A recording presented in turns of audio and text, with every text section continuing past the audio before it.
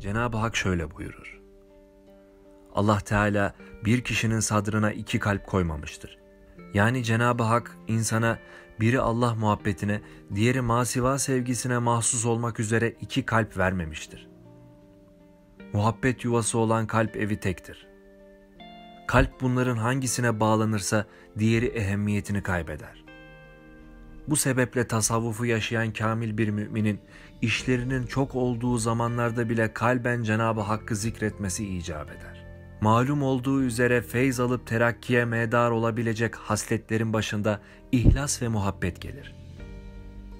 Ebedi saadet ve selamet ihlas ve muhabbet ağacının meyvesidir. Öfke ateşinin kıvılcımları huzur harmanını yakıp kül eder ve bütün mahsulü mahveder. Bu sebeple hiçbir akıllı insan kendini öfke iptilasına düçar kılmaz. Deruni hastalıklardan kurtulmak için öfkeyi yutmak lazımdır. Her ne kadar yılanın zehrinden daha acı olsa da, hak uğrunda seni ayıplayan olursa bunu aldırma. Zira bal toplayan için arı iğnesi nedir ki? İnsan için lazım olan tek şey, kadiri mutlak olan Cenab-ı Hakk'a kendini sevdirmekten ibarettir. İnsan, muhabbet devletine erdikten sonra dünyevi ve uhrevi nimetlere nail olacağı tabiidir. Bu aciz kardeşiniz hala imanın aslını ikmale çalışıyorum. Kelime-i tevhidi dil ve hal ile zikretmeye gayret ediyorum. Çünkü Cenab-ı Hakk'ın dışında bir matlup, sufi lisanıyla bir put, kalpte mevcut oldukça La ilahe illallah demek zordur. Cenab-ı Hak şiddetli kış gelmeden önce kömürün lüzumunu hisseden dünya aklını vermiş olduğu gibi, kabrin karanlığını görmeden evvel onun nurlandırmanın lüzumunu anlayıp idrak edecek bir ahiret aklını da cümlemize ihsan buyursun. Ölümden sonraki faydasız pişmanlıklardan muhafaza eylesin. Amin. Cenab-ı Hak kalp gözünü nurlandırsın. Nasıl ki gül yaprağının her noktasında gül suyu mevcut ise, aynen onun gibi sizin kıymetli vücudunuzun her zerresini de muhabbet ve daimi zikrin hoş kokusuyla güzelleştirsin. Amin. Cenab-ı Hak bir an bile kullarından gafil olmadığı gibi şeriatın şerefli çizgisinde hareket ederek Rabbini hatırından hiç çıkarmayan kullarını da çok sever. İşte bu sebeple fakirane ricam şudur ki bu yüce şereften mahrum kalmayalım. Nefsani muhabbetlere meftun olmuş bu kalp ile Cenab-ı Hakk'ın huzuruna çıkmayalım. Nutfeden kan pıhtısını, kan pıhtısından kemikleri yaratan, kemiklere et giydiren, beşeri azaları ikmal edip insana en güzel sureti veren ve ona ruh üfleyerek hayat veren Cenab-ı Hak ne yücedir.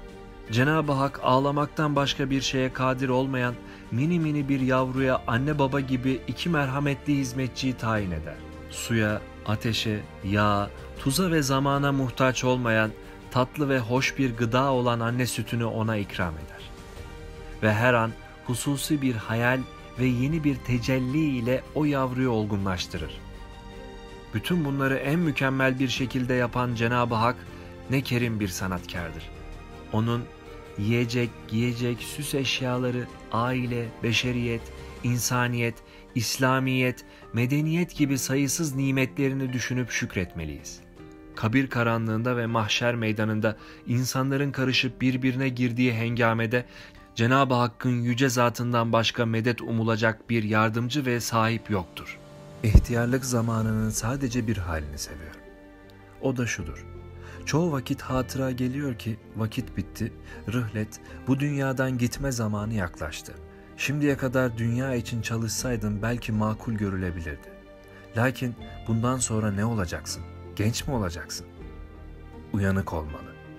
İrci, dön emri ilahisine icabet edeceğin gün için hazırlık yapmalısın. İşte bu gibi şeyleri düşündükçe nefs kendini müdafadan aciz kalıyor ve makul bir cevap bulamıyor. Cenab-ı Hak cümlemizi muvaffak buyursun. Gaflette bırakmasın. Amin. Cenab-ı Hak biz insanı mükerrem kıldık buyuruyor. Acaba bu mükerrem Ademoğlu kimdir? Toprak ve sudan yaratılmış bulunan maddi varlık, yani beden mi, yoksa tefekkür ve konuşma kabiliyetiyle diğer canlılardan ayrılan insan cinsi midir? Elbette bunların hiçbiri değildir.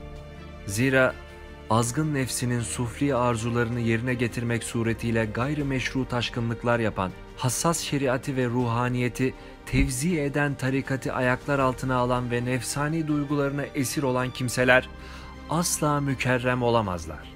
İrfan ve vicdan sahibi kimseler nazarında bu tip insana nadan, kara cahil demekten başka bir sıfat yakışmaz. Mükerrem denilmeye layık Ademoğlu ise nefs teskiyesiyle güzel ahlaka sahip olarak dışını ve içini süsleyen, şeriate hizmet eden ve tarikate vakıf olan bahtiyar kimselerdir. Bu aciz kardeşiniz, hak katında makbul bir amelinin olduğu hususunda asla mutmain değildir. Hiçbir zaman nefsin hile ve desiselerinden emin olamıyorum. Cenab-ı Hak cümlemize hakiki iman ihsan buyursun da imanın suretinden kalmayalım. Şükür sadece "Ya Rabbi sana şükürler olsun" demek değildir. Bilakis Allah'ın kendisine lütfettiği nimetlerin hepsini yaratılış maksadına uygun olarak kullanmaktır. Şükrün en makbulü ise sari olan, yani din kardeşlerine fayda veren içtimai ibadetlerden ve hizmetlerden ibarettir. Kendimi kainatın ve belki de zerrelerin herhangi biriyle ölçüp kıyaslamaya ve tartmaya kalktığımda neticede hep o şeyin çok aşağısında kalıyorum. Günahsız zayıf bir karıncaya bile kendimi tercih edemiyorum. Lakin Cenab-ı Hak değerli ihvanımı faydalandırmak için bu fakir kardeşinizi onlar nezdinde büyük gösteriyor. Bu ise onun muradı ilahisidir. Bu yüzden Cenab-ı Hakk'a hamdolsun.